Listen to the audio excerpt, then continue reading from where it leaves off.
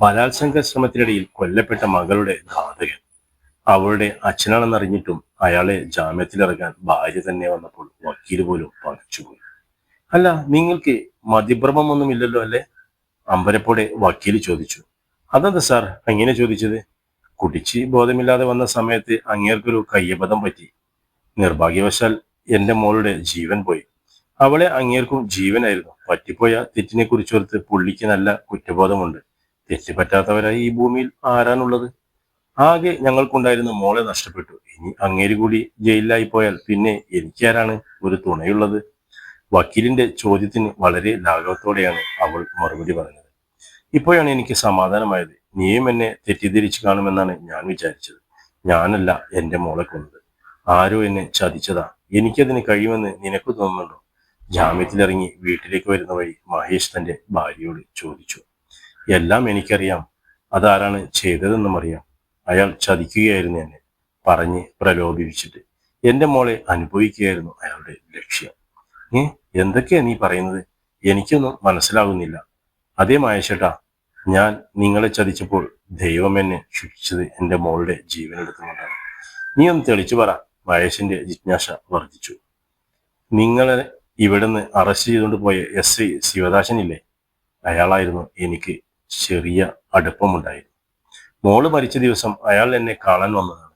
ഞാൻ ആ സമയത്ത് കുളിക്കുകയായിരുന്നു. പക്ഷേ കാമാന്തനായ അയാൾ പഠിച്ചും കൊണ്ടിരുന്ന നമ്മുടെ മകളെ കയറി പിടിച്ചു. ഒച്ച വെച്ചപ്പോൾ അവളുടെ വായും മൂക്കും പൊത്തിപ്പിടിച്ചു. ആ പിടുത്തത്തിലാണ് എന്റെ മോള് ശ്വാസം മുട്ടി മരിച്ചത്. കുളി കഴിഞ്ഞ് ഞാൻ ഇറങ്ങി വരുമ്പോൾ കണ്ടത് ചലനമറ്റി കിടക്കുന്ന എന്റെ മോളെയും അടുത്ത് വിയർത്ത് കുളിച്ചു നിൽക്കുന്ന ശിവദാസനെയുമാണ്. ഒന്ന് നിലവിളിക്കാൻ പോലും കഴിയാതെ പ്രജ്ഞയേറ്റ് നിന്ന എന്നെ അയാൾ ഭീഷണിപ്പെടുത്തി. എന്റെ നാവടപ്പിക്കുകയായിരുന്നു. അങ്ങനെയാൾ മെനഞ്ഞ നാടകത്തിലാണ് മഹേഷേട്ടൻ പ്രതിയാക്കപ്പെട്ടത്. സത്യമാണോ സിന്ധു നീ പറഞ്ഞതൊക്കെ? അതേ മഹേഷേട്ടാ, എനിക്ക് അയാളുടെ പ്രതികാരം ചെയ്യണം. നിയമത്തിന് മുന്നിൽ അയാളെ ചൂണ്ടിക്കാണിച്ചാൽ അധികാരം ഉപയോഗിച്ച് എങ്ങനെയെങ്കിലും അയാൾ രക്ഷപ്പെടും. അയാൾ നമുക്ക് തന്നെ വകവരുത്തണം. സിന്ധുര ഭർത്താവിന്റെ തലച്ചോറിലേക്ക് വൈരാഗ്യം കുത്തി നിറച്ചു. അത് വേണം സിന്ധു. അവനിനി ജീവിച്ചിരിക്കാൻ പാടില്ല. നീ ഒരിക്കൽ കൂടി എന്തെങ്കിലും കളവ് പറഞ്ഞ് ഇണക്കത്തിൽ അയാളെ ഈ വീട്ടിൽ വിളിച്ചു വരുത്തണം. മോളെ കൊന്ന് അതേ മുറിയിൽ വെച്ച് തന്നെ നമുക്കവനെ കൊല്ലണം. ഭർത്താവിന്റെ നിർദ്ദേശപ്രകാരം സിന്ധൂര പിറ്റേന്ന് രാത്രി ശിവദാസനെ വീട്ടിലേക്ക് ക്ഷണിച്ചു. മഹേഷിന്റെയും ഭാര്യയുടെയും ഗൂഢാലോചനയെക്കുറിച്ച് സംശയമൊന്നുമില്ലാതിരുന്ന ശിവദാസൻ മടികൂടാതെ സിന്ധൂരയുടെ കിടപ്പുമുറിയിലെത്തി.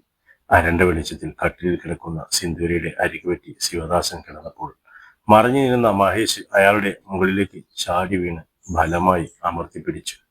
ഈ സമയം സിന്ധൂര തന്റെ കയ്യിലെ കരുതിവെച്ചിരുന്ന കയറുകൊണ്ട് ശിവദാസന്റെ കൈകാലുകൾ കട്ടിലിൽ ബന്ധിച്ചു. നീ എന്നെ ചതിക്കുകയായിരുന്നില്ലടി പൂമോളെ? കുതറി മാറാനുള്ള പ്രയത്നം വിഫലമായപ്പോൾ ശിവദാസൻ അലറി. അതെടാ, നിന്നെ എന്റെ കാൽച്ചുവട്ടിൽ എത്തിക്കുകയായിരുന്നു എന്റെ ലക്ഷ്യം. നീ എന്ത് കരുതി എന്റെ മകളെ കൊന്ന് നിന്നെ വെറുതെ ഞാൻ വിടുമെന്നോ? അത് പറഞ്ഞ് തീരും മുൻപ് മേശപ്പുറത്തിരുന്ന കറിക്കത്തിയെടുത്ത് സിന്ധൂര അയാളുടെ നെഞ്ചിലേക്ക് ആഞ്ഞു കുത്തി. അരിശം തീരാതെ കത്തി വലിച്ചൊരി വീണ്ടും വീണ്ടും കുത്തി. ഒടുവിൽ ആ ശരീരത്തിന്റെ പിടച്ചു നിന്നപ്പോഴാണ് അവളൊന്നടങ്ങിയത്. കൊന്നു മഹേഷേട്ടാ, നമ്മുടെ മകളെ കൊന്നവനെ ഞാൻ കൊന്നു.